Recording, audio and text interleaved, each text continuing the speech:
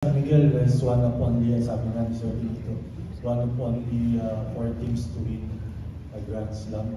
Would you allow a TMB to join that elite club? Thank you po.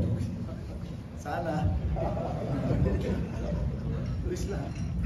Ang motivation nitong mga to is manalo, whether may stop mo yung Grand Slam or what.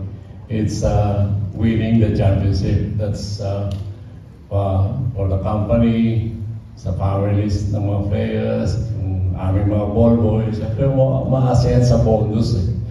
So yun ang tinitignan na. It's championship. It's not really a motivation is to beat them and stop them from getting that triple crown. So yun lang, basta inisip nila manalo. Yan lang.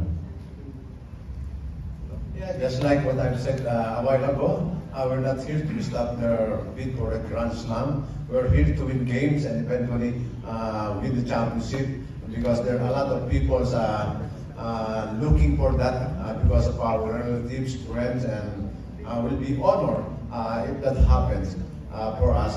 And I think there's a lot of people thinking we're out there to stop because of the history. So we coaches, we just want to win.